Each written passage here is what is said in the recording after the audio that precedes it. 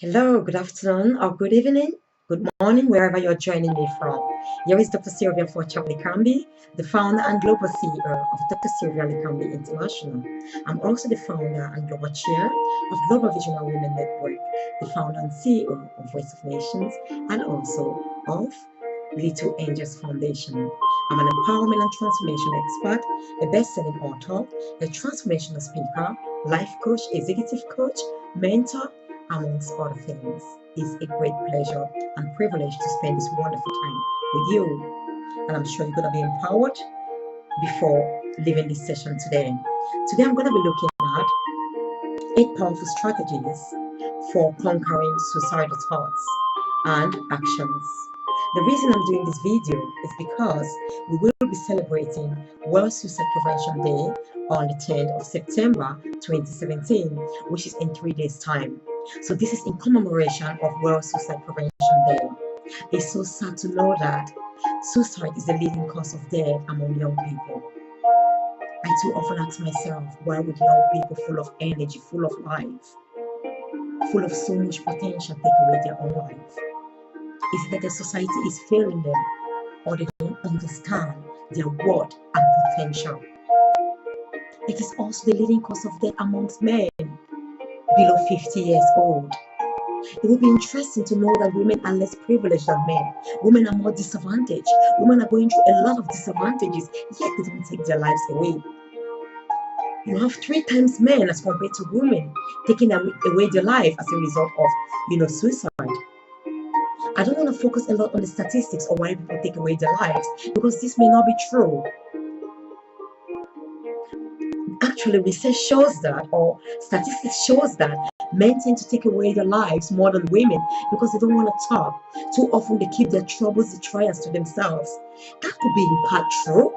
However, we forget to know that there are so many services out there for women and very few to support men. You see a lot of seminars, conferences, women empowerment, women workshop, women get together, women circles, and there is nothing for men within our society. And again, this is so prevalent in the Western world. And you understand that this is a world where women have been given almost all rights. Men are being kind of pushed away from the family, and yet you wonder why they commit suicide. It's true that women are being abused. There are lots of men undergoing domestic violence as well, but they don't feel confident to talk about it. Some are ashamed. Some will not even be believed. When they talk about it, people will not believe them. So they don't say this. It is true that more women undergo domestic violence than men, but there are lots of men too who undergo domestic violence, and a lot of cases which are not known. So I don't want to focus on why people commit suicide, because it is not only to them. Some don't even know why they commit suicide, because the truth is they don't have any control over their thoughts. They can't understand why they think the way they think. They just say sometimes that their thoughts carry them away. They feel like something is telling them to act.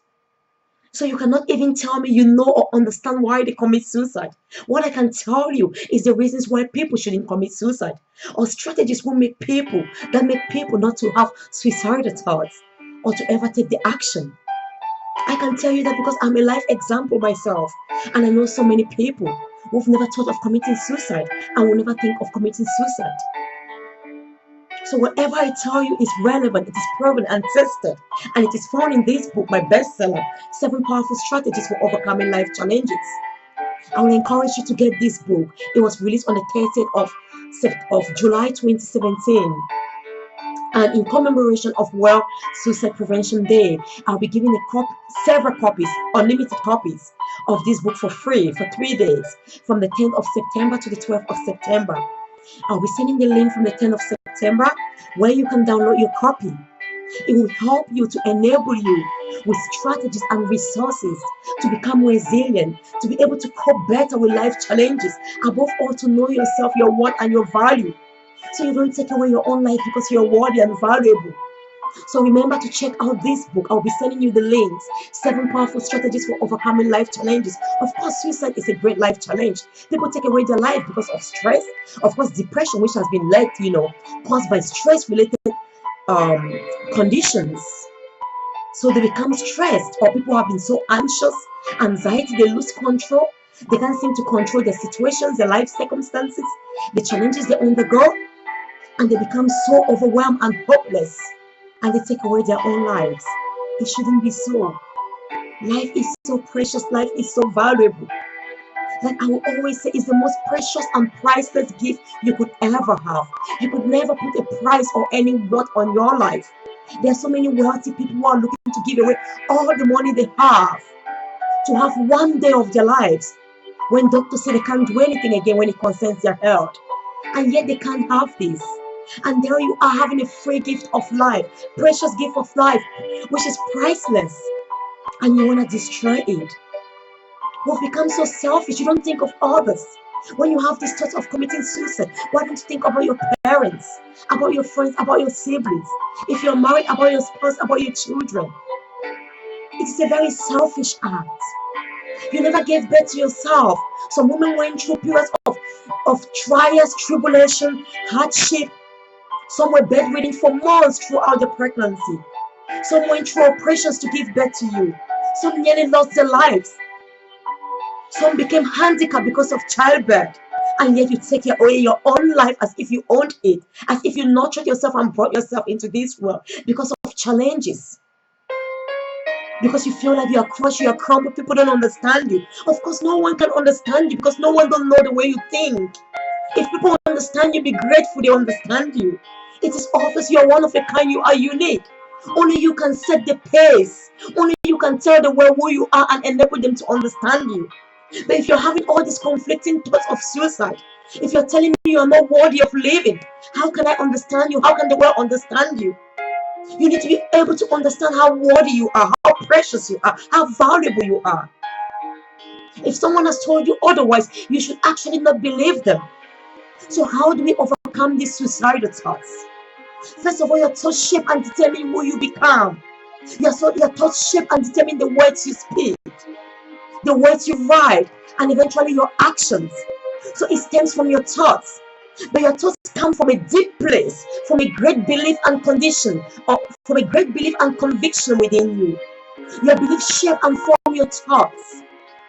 So what beliefs do you hold about yourself? Too often people want to take away their life, have the beliefs that they are not worthy.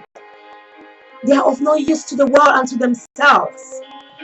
Why would you hold such beliefs?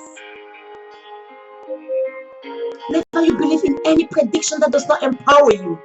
Whether it comes from your mom, from your dad, from your whoever it is. From your teacher, from your head teacher, from your doctor. They don't know you. Someone once said doctors are people who treat people, with medications which they know little about. And they treat people that they know nothing about. So you let someone who knows nothing about your life, how you think, the trials and tribulations you're going through, to tell you and give you the prediction of how your life will become. To give you levels that you are mentally ill, you are depressed, you are hyper, whatever it is. I'll name them. I don't even know the names of all of that. Because the truth is, nothing has been proven or tested. They've not done any test within your brain, within your mind, to prove that you are unwell. It's just based on your symptoms. But the truth is, we are unique, we are different. Some people are more active than the others. Let them not say you have hyperactive whatever syndrome. Oh, come on.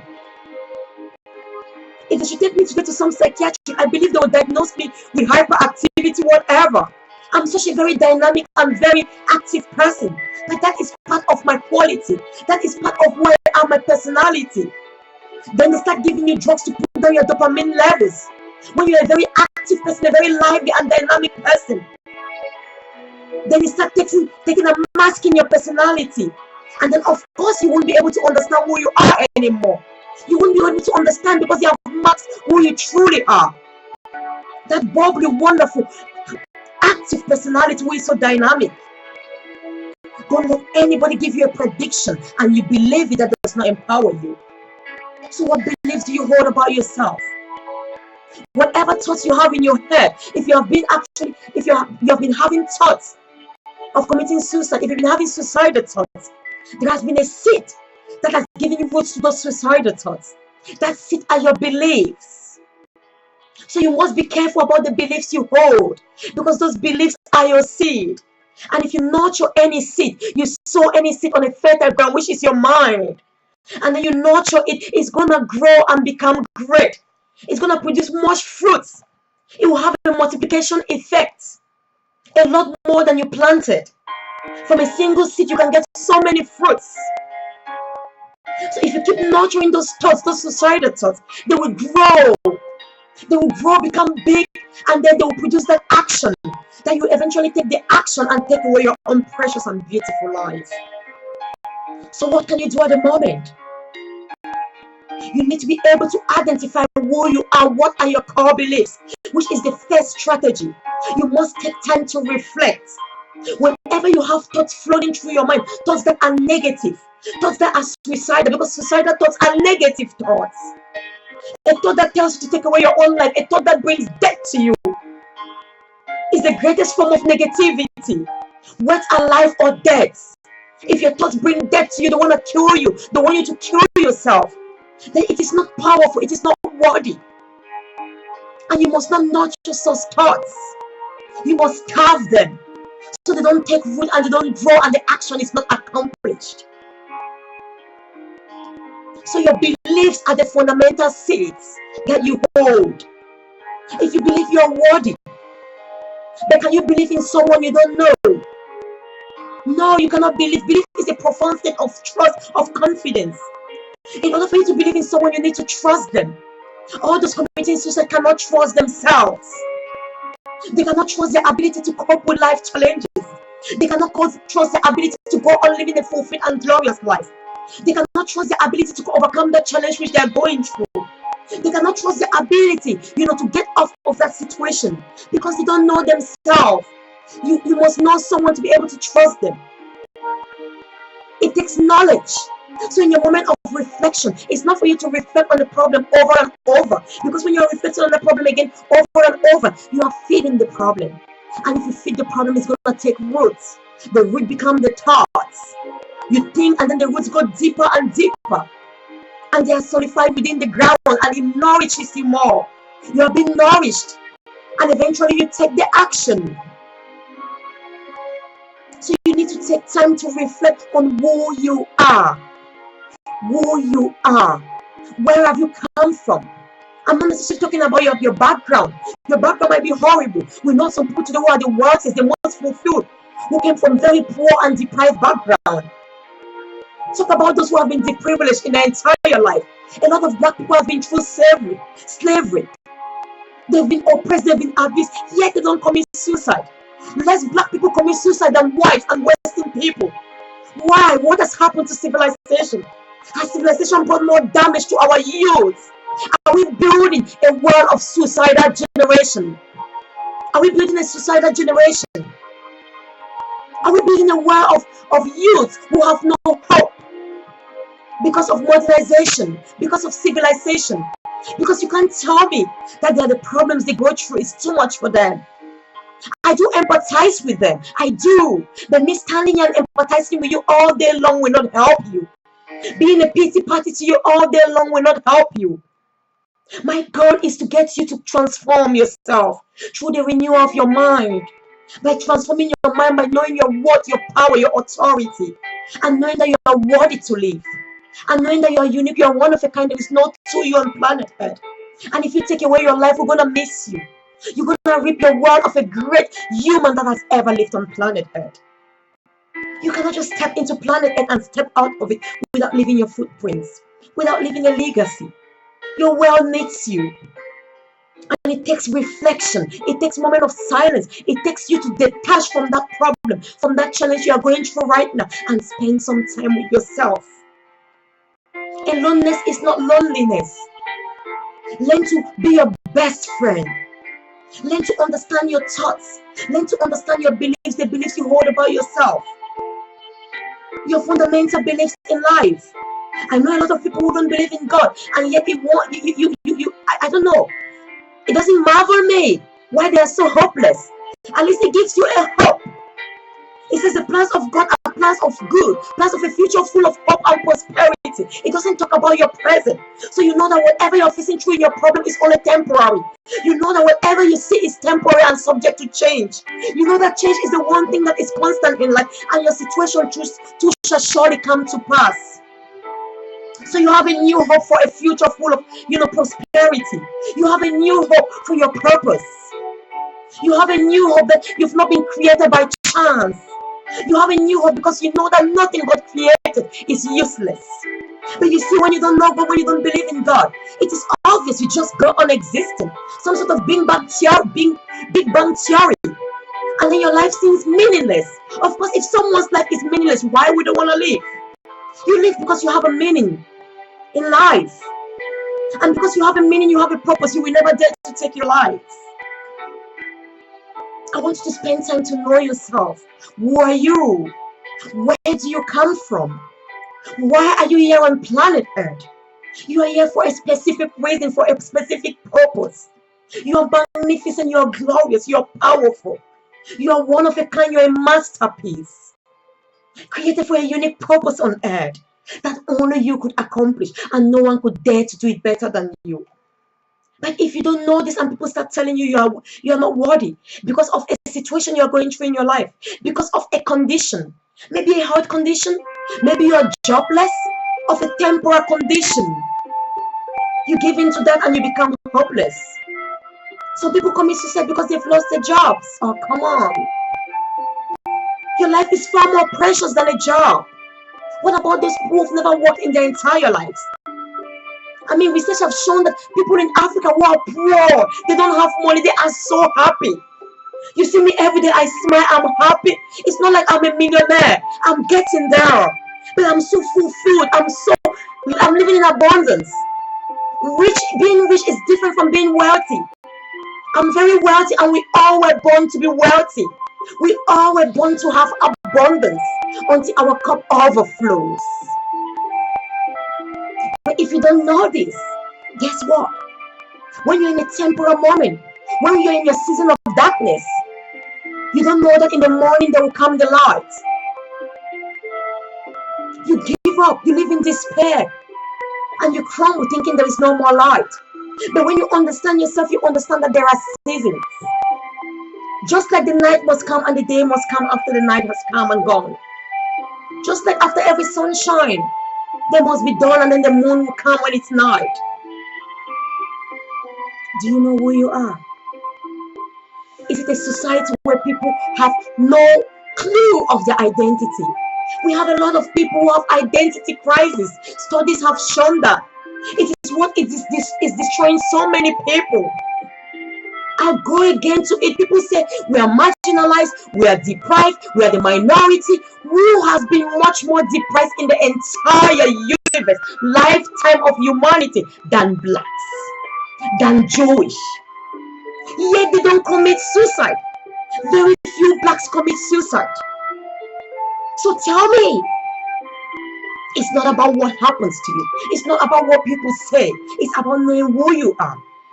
It's about knowing your power, your worth. And there's so many blacks who believe in a God. And they have that hope. They know that this is just a transit. And they are so hopeful. Their belief is actually solidified. It's built upon a solid rock and foundation. And that are the belief systems that they actually put on the ground. That's what they sow, the seed of greatness, the seed of hope, the seed of prosperity, the seed of an amazing and bright future. They don't sow the seed of hopelessness. Because remember, like I said, your belief are your seeds. And whatever seeds you sow, you will sure reap those fruits. If you sow those suicidal thoughts, if you believe you are worthless, and then you reinforce those beliefs, you solidify them, you are putting your seeds deep down, and they will eventually take roots. And then you start seeing yourself and thinking you're worthless, and then you want to do away with your life. I want you to spend a lot of time. There are a lot of exercises in this book to help you understand who you truly are and how you respond to challenges in life, how they shape and define you. Because the truth is, we might go through similar challenges in life, but we respond in completely two different ways, completely opposite. Thus, it's got nothing to do with that challenge. It's got to do with you and me. It's got to do with our ability to cope and manage challenges. It's got to do with our perception in life, which is my second powerful strategy for you to overcome suicidal thoughts. Once you're having those thoughts, it's because you're actually seeing things in a certain way. You have a certain perception. That's how you understand that this is meant to maybe destroy you. You understand that because you've lost your job, because you've lost your marriage, because you're divorced, because maybe your dad has passed away, your mom has passed away, your partner has passed away. You understand that it means that life is going to crumble. And you perceive life that way. And it becomes that way because your perception creates your reality. Change your perception and change your life. When those suicidal thoughts are about to come your way, have a golden perception. Which is the ideal solution you want? Ask yourself at that moment, what is the best solution you would desire in this situation? What is the best outcome? You get that golden perception and you focus on it, which is my next strategy. So it is about your perception in life. And when I talk about your perception, I want to tell you this story. I love this story. It's actually in this book in details. So get the book, get your copy while I give it to you for free. Don't forget to get your copy. It's going to transform your life. It's going to make you become so resilient and unshakable, regardless of what you go through in life. I heard about this story. There was this lady. She's lost her job. She's gone through a very difficult divorce. Lost her child, lost her family. She was made redundant. She became so sad, so distressed and depressed. She became so bitter about life. She became so hopeless. And she began having suicidal thoughts. She felt like there was no reason to live again. Why should she live? What's the meaning of life? She's lost her family. She's lost her husband. She's lost even the job she had. She's lost her home. She couldn't bear the shame any longer. And she had to take away her own life. But one last time she thought, she's got to go see her man. Because her granny was so optimistic, very positive about life. Her granny has always told her life is beautiful, life is awesome. Life is full of amazing challenges and opportunities at the same time. And in each challenge, there's a seed of greatness. So she said before she takes away her life, she owes this actual tribute to her grandma. She will go and pay a visit to her grandma and just tell her how she feels. And tell her she's sorry, she has to do this. But she has no other choice. As she walked into her grandma's home, her grandma saw her and realized she was so sad and troubled. And her grandma asked her to have a seat. She sat down. And her grandma was so compassionate. She was in tears. She tried to actually comfort her. And she sat there listening to all her troubles. After having listened keenly to all what she's gone through and how desperate she was and determined to take away her own life, her grandma said, listen to me. I want to teach you a great life experience and just watch me. Let me do this with you. She took 3 pots. She filled them with the same amount of water. 1 liter in each pot. The same pot, the same material, the same size. She filled each pot with exactly the same amount of water. 1 liter each. After filling them with water, she boiled them the same amount of heat for 10 minutes until they were boiling. And later on, she added a carrot in pot 1, an egg in pot 2, and some coffee in pot 3. She boiled them again for 10 minutes. In other words, she left them to cook again for another 10 minutes. After that, she put them off. She took off the carrot from pot 1, she took off the egg from pot 2, and the coffee from pot 3. And she served them in a plate and the coffee on a cup. And she put them there in front of her granddaughter and asked her, what do you notice, Daddy? What's the difference between these 3 objects before and after the boiling process? In other words, before the carrot, egg, and coffee were cooked. What do you notice about the characteristics and nature? after they were cooked and served, what do you notice? Her granddaughter was so indifferent. She looked at it and she said, "But what's the meaning?" Of course, there's a great difference between the three objects because the three objects are different, she said.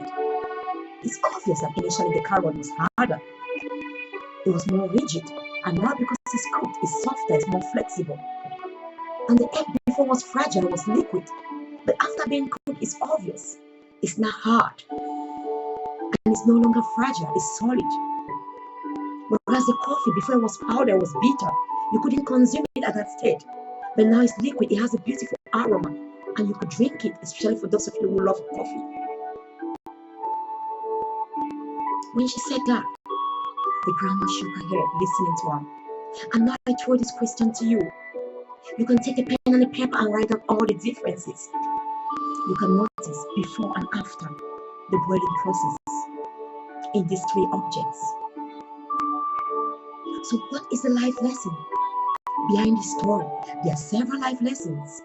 The first most important life lesson is that they are not the challenges that you go through in life that shape and determine how you become after the challenges. And it is not those challenges that determine how you respond as well. Rather, it is who you are, your personality, your values, your core conviction that will shape and determine how you respond to those challenges and who you become after that. Because as you notice, these three objects went through the same challenges, the same condition, yet they came out differently.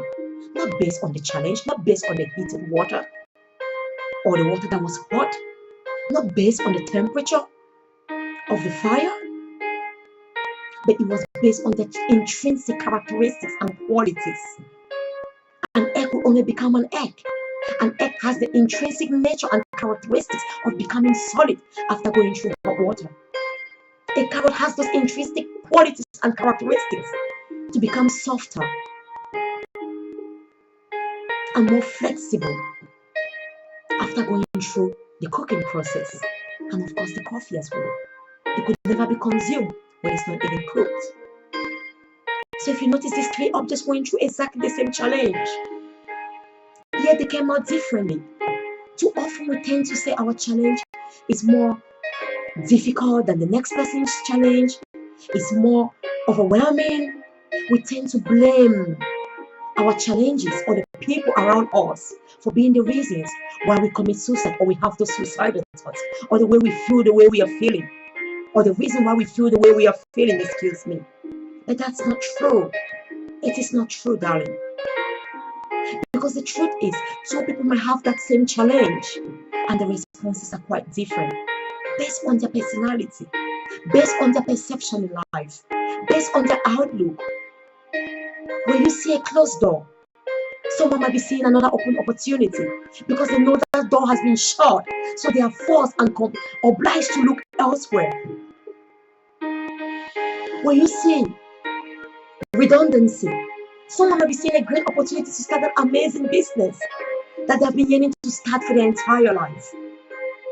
During their entire life, they have never been able to they have never been courageous to start that.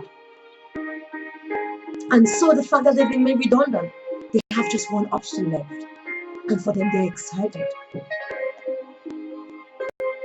So it's all about your perception in life, which I said is the second powerful strategy. Change your perception and change your reality. Another lesson that we can learn from the coffee, carrot, and egg. Before, as we said, the egg was so fragile. Maybe you're too fragile in life, and that challenge has come to mold and shape you to become more resilient. Because if you keep on going on in life being so fragile, people are going to hurt you, people are going to break you. You can't go on in life being so fragile. Some people are so cruel. There are so many wicked and evil people out there. And so your creator doesn't want you to be destroyed, and is training you and preparing you for the bright and great future that you have in front of you. So by the time you get there, you are more resilient and powerful.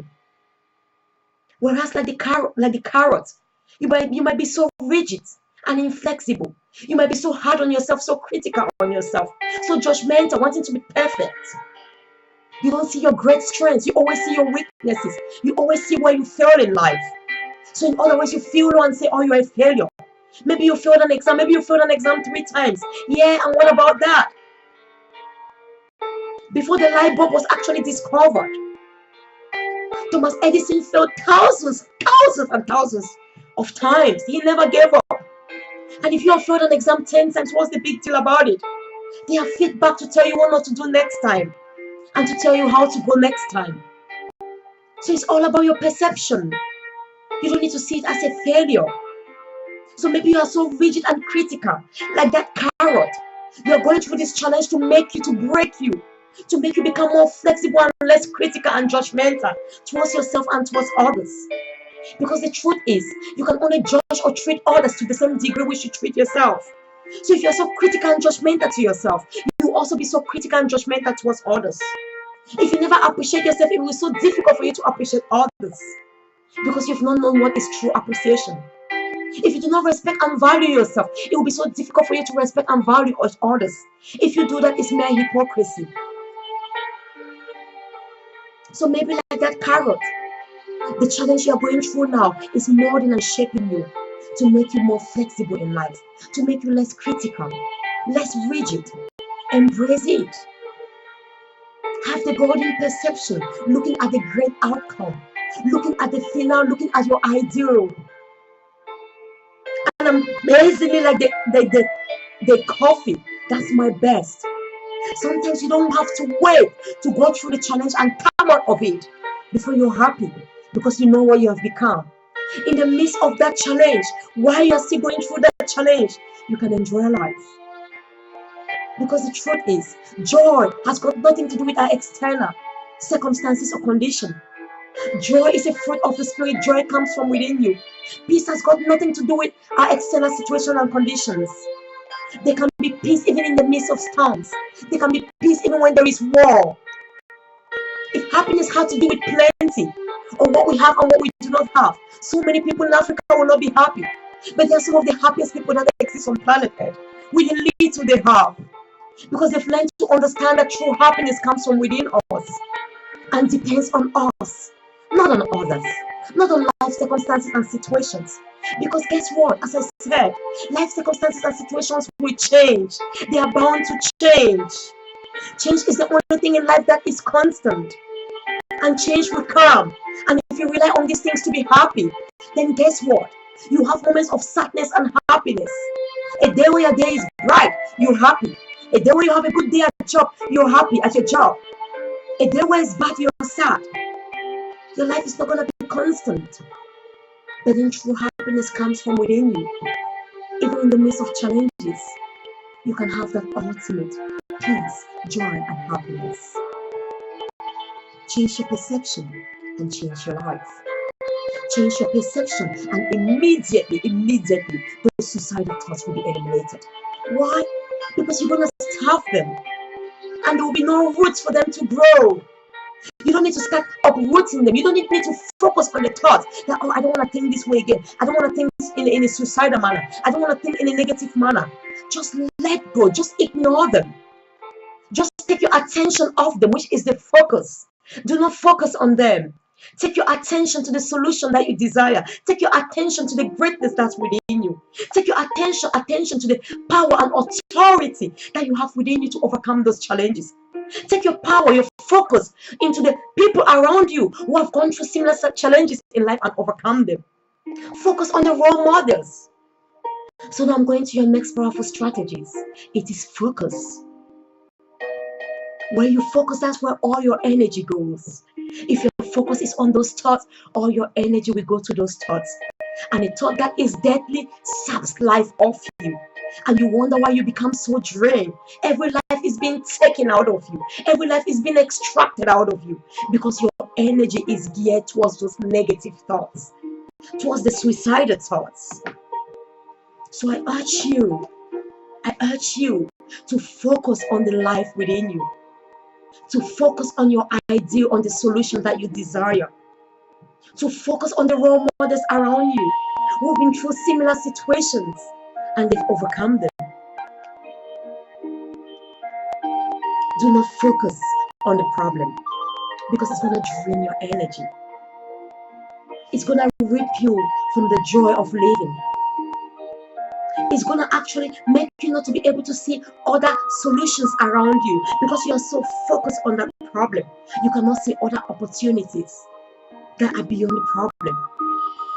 Imagine you walking towards an object or a pile of stone in front of you that is obstructing your way. And if you just walk directly in front of those pile of stones and you're only looking at them and cursing and saying, oh, whatnot, get off me. Guess what? You will fail to see that there is a path at the right of those pile of stones. There's another path at the left. Or maybe you can even jump over. You will fail to see that. You will fail to turn behind and see that you can actually take a step behind and get to another way or another path. Where is your focus?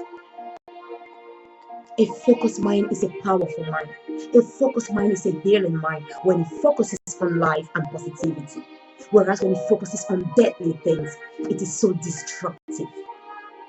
It dries out your bone, it dries out every living cell. And you don't have the zeal or motivation to live any longer. So change where your focus is. Have you ever thought of the sun rays shining on us every day or on a sheet of paper? Yet it can never put that sheet of paper on flames. Whereas when you collect those same rays, sun rays, using a magnifying glass on those sheet of paper, it's capable of setting those sheet of paper on flame. Because those same rays, which were so dispersed before, and of course rendered powerless, have become so concentrated and rendered powerful as they are being brought together by that magnifying glass on that sheet of paper, and they are capable of setting that paper on flame. It's exactly the same thing. When you focus all your energy, all your strength, all your might, all your will on your desired outcome, on your vision, on the life that you desire. And that's why you have to know yourself to know the life that you desire for yourself. Not the life that your mom wants, not the life that your spouse wants, not the life that your neighbor wants, not the life that people want you to live, but the life that you desire that brings you fulfillment and satisfaction. And when you put all your focus and energy there, you are powerful. You become unstoppable. You become a burning flame, like that flame. Passion is contagious. It's so powerful. In fact, passion is usually referred to fire. You have a fire in your belly because you are so passionate. You are so focused on the life that you were born to live. There is that flame that sets everything on fire, that consumes your present situation and challenges and burn them down so you can see clearly your vision and where you're heading to. So where's your focus? Don't put your focus and energy on negative thoughts. Don't put your focus and energy on thoughts that do not empower you. Don't put your focus and energy on negativity. Once you actually focus on what you desire, on the positives, on fulfilling your purpose, over time those suicidal thoughts, guess what? They have no room. They die because they've not been nurtured. They've not been watered. They cannot grow, and hence there can be no suicidal actions. And the next thing, after you reflect in knowing who you are, you've changed your perception, you have the most ideal perception, that wonderful perception, the golden perception, being so positive and optimistic, and now you're focused on that great solution, that great idea. Guess what? If you don't take action, nothing is going to change. You must take action. Just like people who end up taking action to commit suicide when they've nurtured those negative thoughts. Because you've been nurturing positive thoughts, greatness within you, your actions will be geared towards greatness, towards positivity. You must take action, no matter how small that action may be. Every journey of 1,000 miles begin with 1 mile. Just start taking action. The action might just be some time for reflection, some time to know yourself better, some time to do more personal development, some time to gain more skills, some time to work on your spirituality, some time dedicated more to pray and ask for God's assistance and direction and guidance, some time maybe to ask for help, some time to just rest. That will be action. Whatever it is, take action. Because without action, every plan of yours, every desire, every goal will remain mere wishes and dreams, and they will never be fulfilled. The greatest distance between your goals, your vision, and your reality is actually time or action. Of course, because it's over time. And then you take the action. The distance is, the time to get there. And when you act, you actually minimize the time. So you start taking action, no matter how small it is. And when you take action, guess what? You are no longer nervous. You don't feel overwhelmed. Because your mind works in such a way that you become so anxious when you've not taken action, because your mind is prompting you. Anxiety, stress is a physiological situation or condition that our mind tells us to take action to either preserve us or protect us, to help us or help us have victory. We've heard of the fight and flight mechanism. It's for you to either fight the battle and conquer it so you become victorious and so you are preserved, or for you to either run a battle that you cannot fight because it's not yours to fight. You haven't got the strength and characteristics and qualities or what is needed, the resources and tools to fight that battle. So that stress comes to give you the added energy, momentum to be able to run away from that situation and be safe. Your heartbeat increases. You can run faster. There is contraction. You can do things that you never have been able to do without that stress. So stress is good. But once you start taking action, guess what? Your mind receives the feedback that action is being taken. And there is no longer need for those cortisols or stressors to be released. They are being taken up. There's a reuptake mechanism because these stress hormones or these stresses are not supposed to be in your system for so long. If not, they lead to what we call chronic stress, and they are detrimental. It might lead to depression, of course, imbalances in the chemicals in your brain, hormonal imbalances. So once you've actually taken action, these hormones are being taken up or they are broken down to be reabsorbed or to be actually eliminated from your system, and relaxants are being released. Some relaxants like the feel-good hormones, endorphin, serotonin. But if you don't take action, there is still the pressure, because your emotions are simply messages. Your mind is sending you messages to take action, and so you feel worried, you feel sad, you feel fearful. Your mind is telling you this place is in danger, whether it's true or you've only perceived it in your mind. That's why I say your perception creates your reality. If you're an anxious person that feels like you're always in danger, your mind takes it as true, and you keep releasing those cortisols, which is not healthy for you. And over time, there's anxiety, there's depression, and you feel helpless. So it is vital that you take action in life. Don't just lay back and sleep without doing anything. Drugs will not help you take action. Medication, antidepressants, they help suppress you for a while. Antidepressants can never cure or resolve your problem. The situation you're going through will still be there. I always say antidepressants are like a plaster. You have a wound, you put a plaster, the sore is still there. It just preserves it, so you don't hurt it more. But sooner or later, if you take off that plaster, the sore is still there. And that's why you have to keep taking doses of antidepressants. And sometimes you go see your doctor, they increase the doses that it doesn't work anymore or common, because you've not been addressing your problem. Of course, the problem is being amplified, and your hormones is continually being released.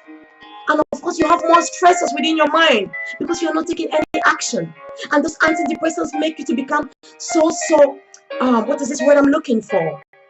So relaxed, so sedative. They make you become sedated, and you cannot even take action. And when you wake up again, before you take your next dose, the problems are there. It becomes so overwhelming again.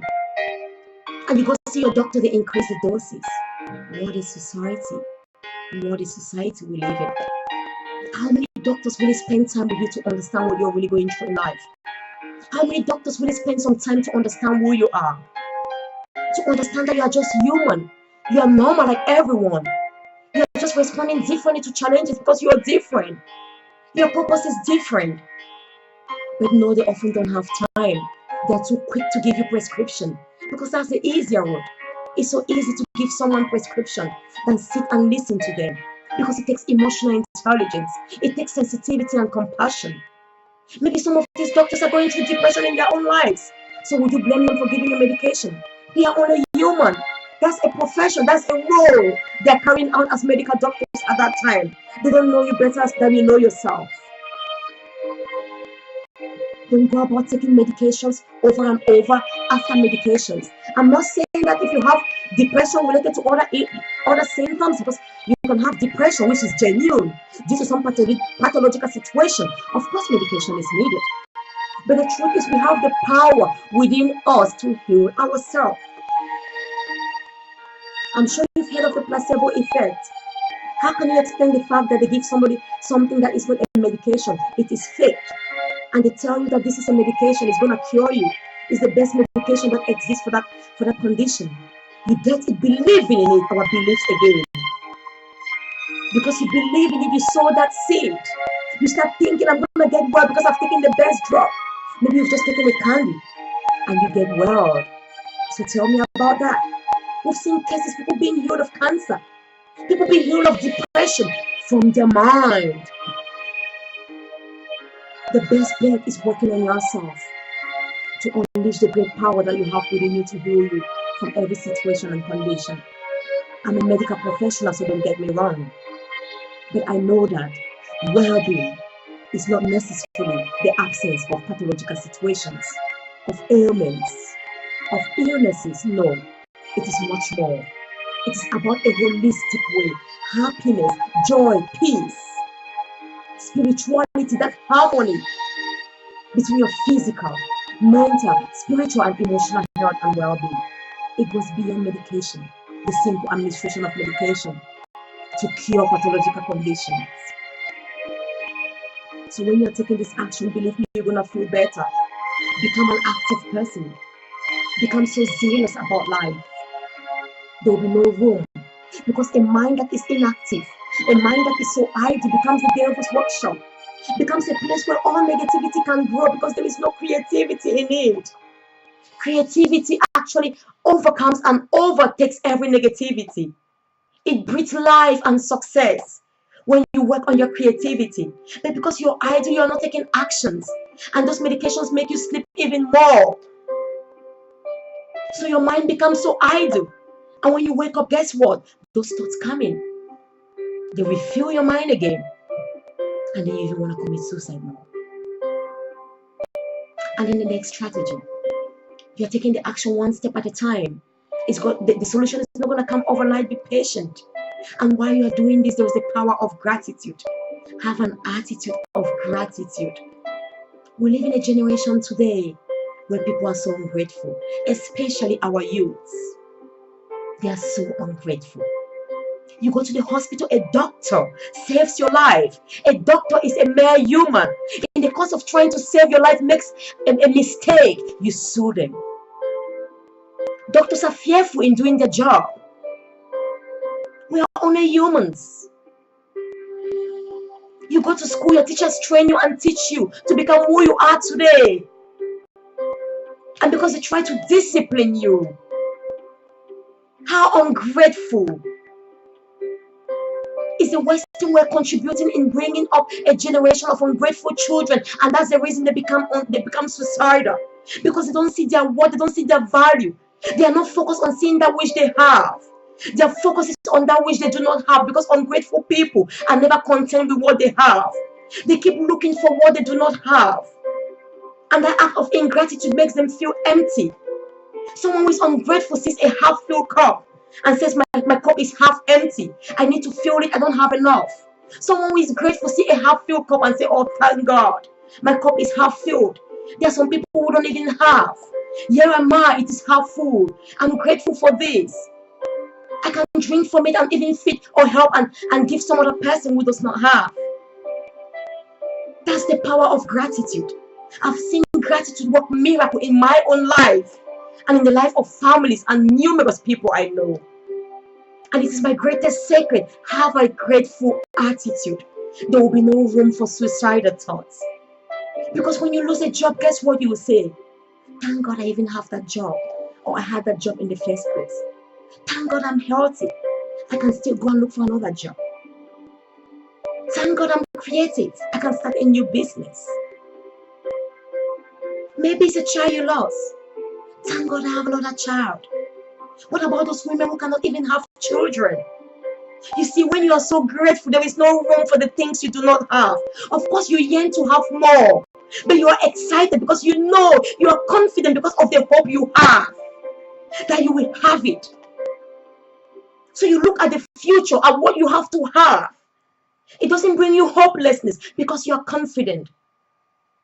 You have a vision and you are confident.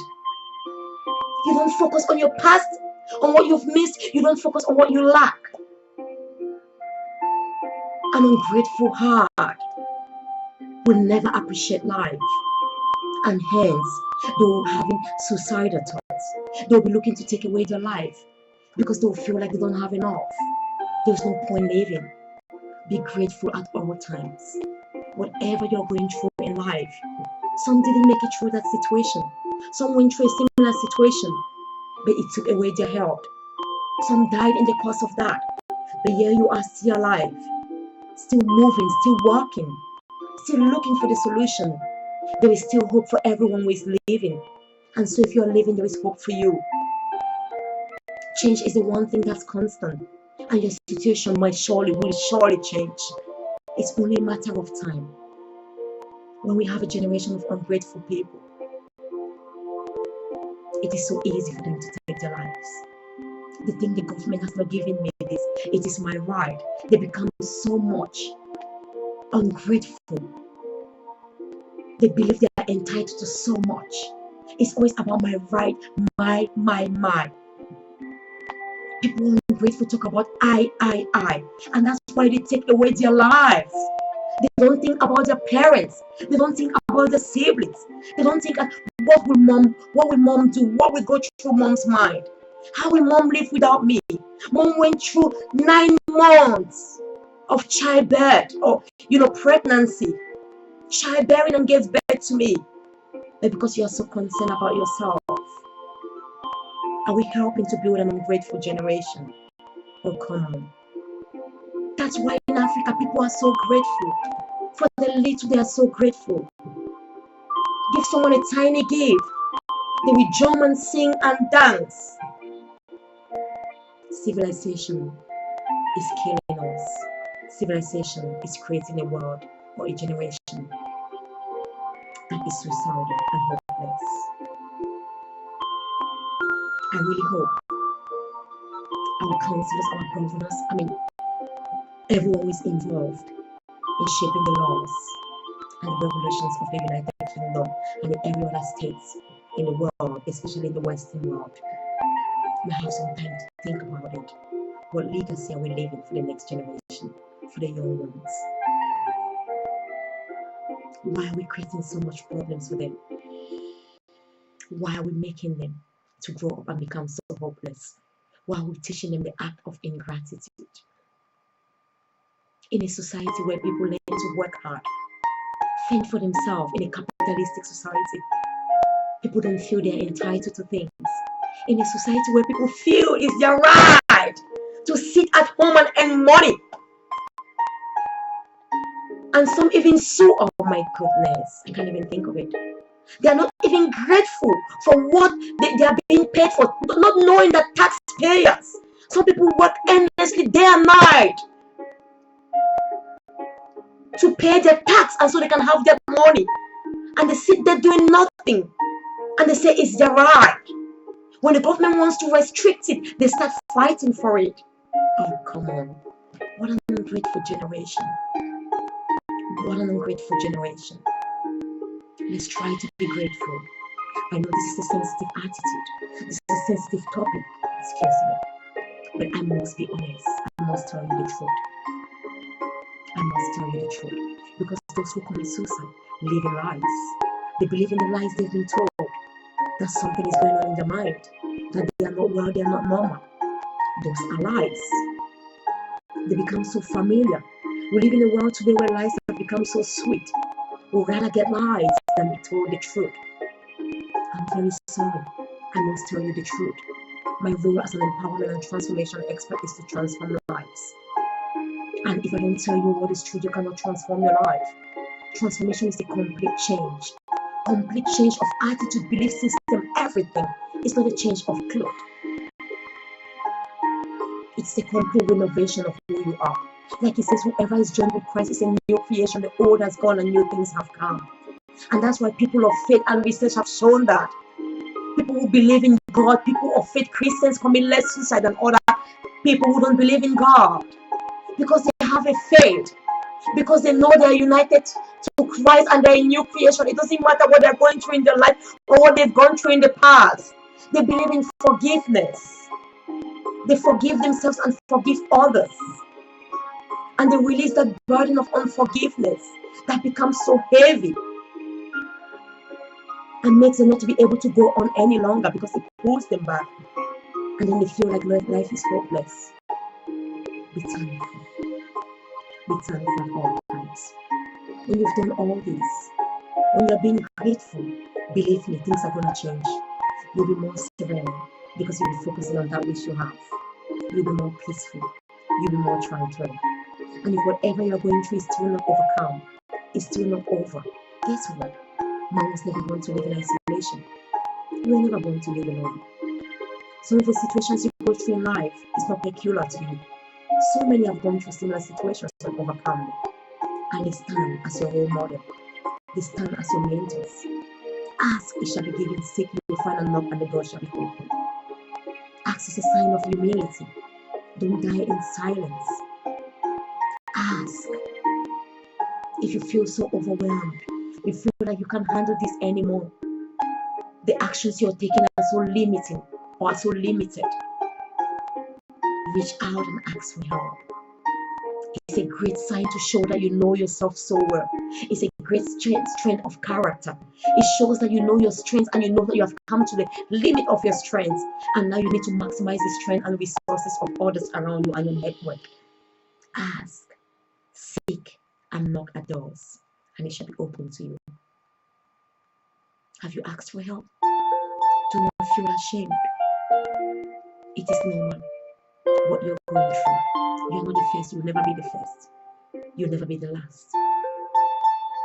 Ask. Once you've asked everyone, there are stages where maybe it's your health and the doctor said they can't do anything again and you feel like it's over. There's your Creator, the Almighty God. Turn unto Him. He will never fail you. He will never forsake you. He will never let you down. Ask Him. He knows how He created you. He knows His master plan for you. It's just like when an equipment goes wrong, the best person to seek for help to adjust that equipment is the manufacturer. Because the manufacturer knows the purpose of that equipment and the intent of creation or manufacture of that equipment, and knows just how the parts were meant to function. And when there is something wrong with a part, it knows just how to put it together again. Your Creator, the Almighty God, knows how just to fix you to become that perfect being that He created you to be. So when no man can help you, not your pastor, not your friends, no professional, because guess what? Some of us professionals, especially those who are not doing it out of a calling, you cannot know some of the challenges they are going through in their own lives. And when they cannot help you, seek your Almighty God and say that powerful prayer again for Him to grant you the serenity to accept the things you cannot change. There are some things in life that you are not meant to change and you cannot change it. It comes to shape you and build you. It comes to make your purpose to be revealed. Like that coffee. If you don't put coffee in the boiled water, the purpose of coffee will never be made manifest. Coffee can never be consumed except it goes through that boiled water. It is the same thing. There are some things you perceive as challenges that are not made challenge. They are not really challenges in life. It's just like gold. The perfect refined gold we have today needs to go through a hot furnace to be purified and refined. You might see that furnace as a great challenge that's coming to destroy that gold. No. It had to go through that for its purpose to be made manifest. If it didn't go through that furnace, that great heat, we will not have the pure gold in its most refined state that we have today. So sometimes the things you are going through are not supposed to be changed. They are there to shape and reveal your purpose. So it's to ask for the serenity to accept these things, and above all, for the wisdom to know the difference When you ask for the serenity to accept the things that you cannot change, you ask for the courage to change the things that you can't. Because maybe you can change it, but you're fearful. You need the courage to change it. And above all, the wisdom to know the difference. And wisdom comes from God. It's your ability to tell the difference. It's your ability to distinguish between right and wrong. And it's the application of knowledge. Once you've understood what is the right thing to do, what is it that you have to change, and what is it that you don't have to change, now you apply that knowledge. You apply everything you've learned, the skills you have to bring about change. That's called wisdom, which is the final part. To be able to overcome those thoughts of suicide.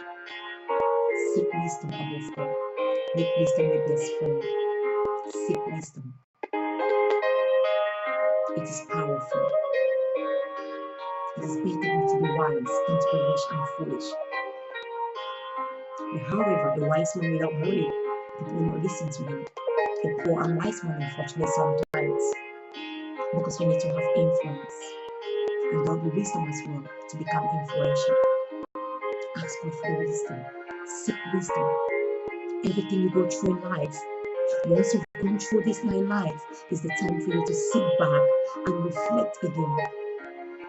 What lessons have you learned from the challenges you are going through? You must look for lessons. Because if you don't get the lessons out of every challenge you go through in life, guess what? You will go through cycles. You go over that challenge over and over again. And still struggling. Like you did at the beginning. But when you actually find the lesson, you learn from it, and you apply it, you have feedback, and you know what to do next time when you overcome such challenges. Because you've been there before, and you know just well what you learned from it, and what skills you've learned, and you apply it, and it takes less time for you to be able to accomplish and have the solution. And in that way, that's where you can be able to teach others, because you have life lessons. You can become a mentor. And too often the things we go through in life, take for example, someone who's been through addiction is the best person to work with someone who is addicted right now. If you've been through addiction and overcome it, they can actually relate with you because they know you empathize with them. They can see themselves in you. So that thing you call challenge when you're going through at that time is meant to be used to help another person, to help this generation of youth who are committing suicide, so they no longer commit suicide. They need role models, they need role models and mentors. How many good role models do we have out there as adults? We are failing a generation of youths. I call on you moms, I call on you parents, I call on you teachers, I call on you politicians. We are failing our generations of youths. Enough of talking. Our actions speak louder than our words. They are watching us and seeing our actions.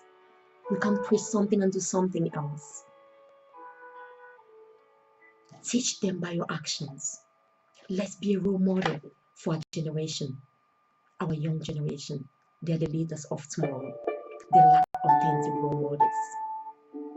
Will you make up your mind today to be an authentic role model for your children, for the youths, for your community?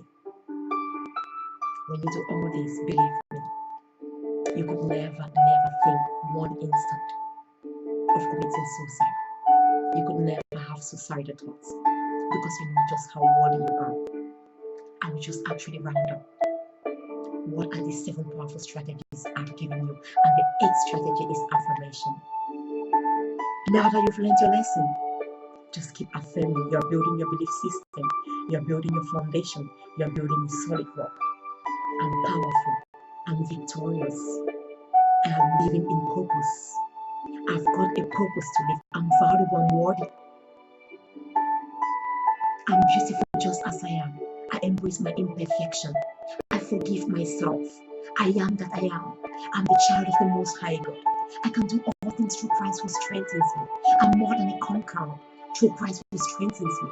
I'm an overcomer. I'm a victor, I'm not a victim. These are actually powerful. Research has shown that affirmation is powerful. They have the ability to replace, to actually restructure your mind, the neuroplasticity of the mind.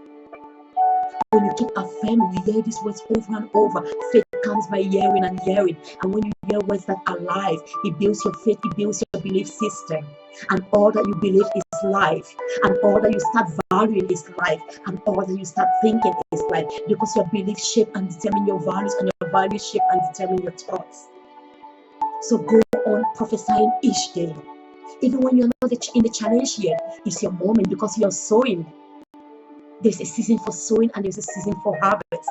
When everything is calm, no one sees the fruits yet. It's the season for harvest. It's the season for sowing. Prepare your mind. Sow words that are life. The power of death and life lies in your tongue. Use your words to bring life to your body. I always say my words are life. My words would I use to build my life and the life of others. If you thought evil, lay your hands upon your mouth and say no word. Don't condemn yourself, don't condemn others, because words are powerful. I want you to check this text, this experiment of Dr. Emoto. He did a series of experiments about the power of words. When lovely words, positive words like I love you, you're wonderful, you're great, were being said over water, and some horrible words were being said over another water, and there was a control, and it was looked under a specific type of microscope, and the crystals that were formed from this water were amazing.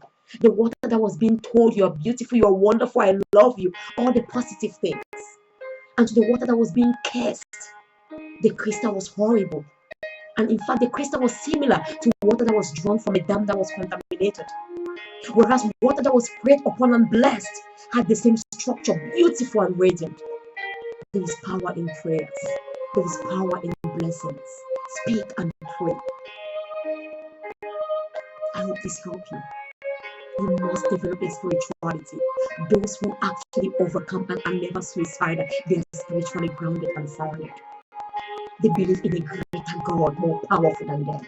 They believe in someone who is holding them when everything is falling apart in their lives. Let me take these 8 strategies over that I want you to take note of and get this book, 7 Powerful Strategies, because my 8th strategy is a bonus, but there are 8 strategies there. You must have time for reflection in your life. Take time to reflect. That gives you the opportunity to understand who you are and know yourself better.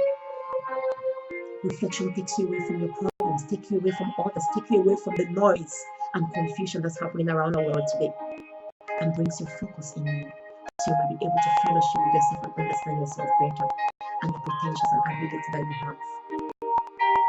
After you've reflected, I want you to have the attitude of changing your perception, knowing that your perception creates your reality. Any perception you have will become your reality. Put your perception on life, on the positive. Remaining optimistic at all times, and you have thoughts of life. You never have suicidal thoughts. Where your energy, where your focus is, your energy goes. Where is your focus? Learn to refocus. There are lots of exercises in this book to help you to actually learn how to focus gradually. I'm actually capable of switching my focus immediately. Of course, I'm only human. Sometimes I go through challenges and I become overwhelmed or I'm carried away, but immediately I become conscious and I redirect my focus, and hence all of my energy and attention and momentum, and I become so motivated to act. Change your focus and change your direction of flow. When your focus is towards life, towards your greatness, then your direction will be towards living and never being suicidal. Take actions no matter how small they are. When you don't take actions, you feel more overwhelmed, you feel more oppressed. Your mind keeps releasing stresses to remind you to take action. So take action no matter how small they are. You can never underestimate the power of 1 mile in accomplishing 1,000 miles. So take action. And in this moment, you might be taking action, but the problem is not actually resolved. Be thankful. Have a grateful attitude at all times. Gratitude is powerful. Every day you wake up, look for at least 3 things in your life to be grateful for. I've worked with some people, some told me at the beginning they have nothing to be grateful for. But thank God, in the course of my course, or my work with them, they begin to see so many things to be grateful. And some of them say, because my focus is on finding things to be grateful for, and I see them, you will surely see so many. When you wake up, make it a habit before your feet touch the earth. Look for at least three things for everyone else to be grateful for. The fact that you have life is not because you merit or deserve it. Be grateful for life itself. It's the most valuable and priceless gift you could ever have. And the Lord all is doing and we still not overcome. Give me an attitude of gratitude. Learn to ask. Ask friends, ask mentors, ask role models, ask people who've been there. But before all, ask your Almighty Creator God. He knows His master plan for you. And finally, we look for the lessons. Because if you go through the same challenges over and over and never learn from them, you become unfortunately a fool. You never grow. You remain the same. And you're going to struggle. It's like you need to take a test to go to the next level, maybe university. If you don't take that test and succeed, then you're never going to go to university. You're going to have to repeat the course. It's the same thing in life. Every challenge is a test in our life. If we don't overcome them, take the test and actually pass, then we can move to the next level. We are bound to have those challenges in other forms, in other shapes. Have you realized that when you do some tests, you feel the second time they don't give you the same questions. It's still the same level, but the questions change. It's exactly the same thing. You'll still be at the same level, but the challenge will be a bit different. And if you've not learned any lesson, it's unfortunate that you're going to remain in the same place. And you'll never be able to help your children and the next generation. Because if you learn any lesson and you've got no legacy to leave into them, you've nothing to teach them. And finally, there is power in positive affirmation. Go reaffirming every day of how great and marvelous you are, how wonderful you are, how beautiful the world is, how glorious and marvelously imperfect you are. Embrace your imperfection and just be free to be you. You're wonderful person. So go on and live a great and wonderful and glorious life. Thinking about words and thoughts that are fruitful and lively, and giving root to them and eventually the fruits. God bless you. You've been listening to Dr. Sylvia Fortune, an empowerment and transformation expert. You can contact me at www.drsylvianicambi.com. +44 7539 216072. I'll be doing some master classes if you want to register, and they'll actually offer 8 powerful strategies. I'll go through this book in much detail and I'll read every chapter for you in actually an MP3 and send that to you as part of the course. If you're interested, contact me to enroll on the program. We'll be starting in October. So you let me know. You have a wonderful and glorious day. And remember to get 7 powerful strategies for overcoming life challenges. Actually, there are 8 powerful strategies. The foreword is written by Her Royal Highness Queen Natsuko of the God Kingdom of Ghana. So you have a wonderful evening, and it's been awesome spending this time with you. Go on and be great and be magnificent, conquering every form of suicidal thoughts with positive and good thoughts. Light always wins. When we are in light, we must always conquer darkness. There is no need of cursing darkness and telling darkness to go away. There is no need of trying to uproot those negative suicidal thoughts. No, just come with the light, and there will be no place for it. When the light comes, darkness is void of any existence. It's the same thing. When life comes, there is no death. You can't talk of someone being alive and dead at the same time. It's one or the other. So when you bring life into your mind, it's sufficient to do away and eliminate all the suicidal thoughts. And it will never be a suicidal action, because your actions will be geared towards life and fulfilling your purpose. Thank you so much, and God bless you. Bye now. Thank you.